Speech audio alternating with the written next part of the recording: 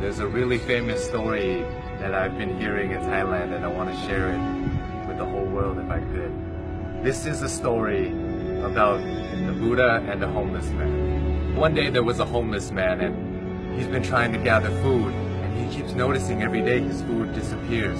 One day he caught the mouse that kept stealing his food, and he asked the mouse, "Why are you stealing from me? I'm a homeless man. You can steal from richer people than me and it won't have any effect on them." The mouse then told the homeless man, "It's in your destiny that you can only have 8 items in your possession. No matter how much you beg, no matter how much you gather, this is all you'll be able to have." The homeless man was shocked and said, "Why is that my destiny?" And the mouse said, "I don't know. You should try and ask the Buddha." So the homeless man goes on his journey to go find the Buddha, and as he's going, it gets late, so he ends up at a wealthy family's house, and he asks if he could stay the night. They let him in, and they ask him, "Young man, why are you traveling so late?" And he answered, "I have a question for the Buddha, and tomorrow I'll be on my way." The family then says, "Can we give you a question to ask the Buddha? We have a 16-year-old daughter who can't speak. We just want to ask, what do we have to do to make her speak?" So the homeless man thanks them for shelter and tells them, "Of course, I'll ask you a question for you." So the next morning he goes and continues his journey and sees a sea of mountains that he has to cross. He climbs up one mountain and he meets a wizard. And the wizard decides to use his staff to take the young man and himself, fly them across the sea of mountains. And the wizard asks the young man, "Where are you going? Why are you deciding to cross these mountains?" And the young man said, "I'm going to ask the Buddha a question about my destiny." The wizard then says, "Can I please give you a question to ask the Buddha? I've been trying to go to heaven for 1,000 years. According to my teachings, I should be able to go to heaven now. Can you please ask the Buddha, what do I have to do to get to heaven?" "Of course, I'll ask your question for you." And as he continues on his journey, he runs into his last obstacle, which is a river that he cannot cross.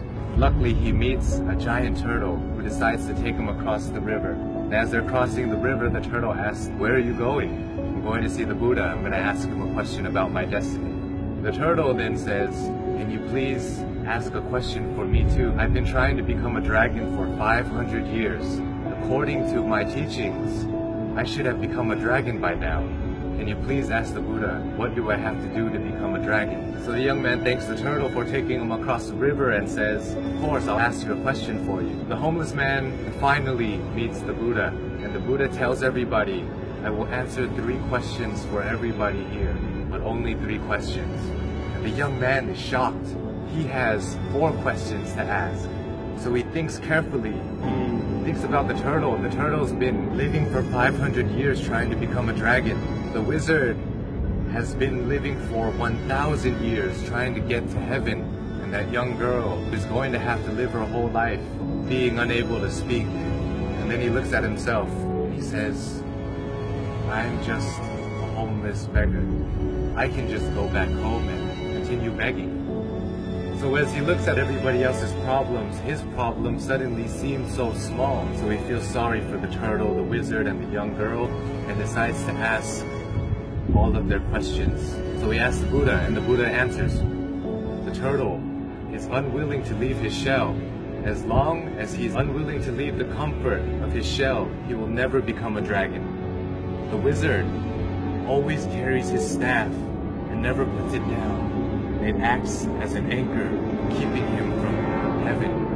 And as for the girl, she'll be able to speak when she meets her soulmate. So the homeless man bowed to the Buddha and went on his journey back home. He reunites with the turtle and he tells the turtle, "Hey, you just have to take off your shell and you become a dragon." The turtle then takes off his shell, and inside his shell were priceless pearls found in the deepest parts of the ocean. And he gives it to the homeless man and tells him, "Thank you. I no longer need this because I'm now a dragon." Flies away. The homeless man reunites with the wizard on the top of a mountain and says, "Hey, you just have to put down your staff, then you'll be able to go to heaven." The wizard lets go of his staff by giving it to the young man, says thank you, and ascends to heaven.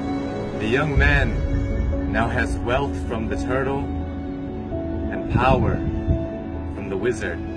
He goes back to the family that gave him shelter, and he tells them that Buddha said your daughter will be able to speak when she meets her soulmate. And at that moment, the daughter came downstairs and said, "Hey, is that the man that was here last week?" The young girl and the once homeless man have found their soulmate. This story tells us so many things, so many lessons, but for me, I think that sometimes we have to give things in order to get some things. Sometimes if we want to become a dragon, we want to become a lion, we have to be willing to leave behind what makes us most comfortable, what makes us feel most safe. We have to leave our comfort zone just like the turtle did. And in order to find true love, we must become somebody who is willing to put others before ourselves. When you're alone and when you're lost in your thoughts, sometimes your problems seem so big. And it may seem like it's the end of the world, but if we look at other people's lives, other people who don't have as much opportunity as us and who have it worse than us, sometimes it makes our problems seem so much smaller. And if we're willing to lend a hand to those who are struggling more than us, willing to help them, it may change the course of your life, your destiny, and the universe may repay you in such a way that you never would have imagined. It will come back to you. All the good that you do in the world will come back to you.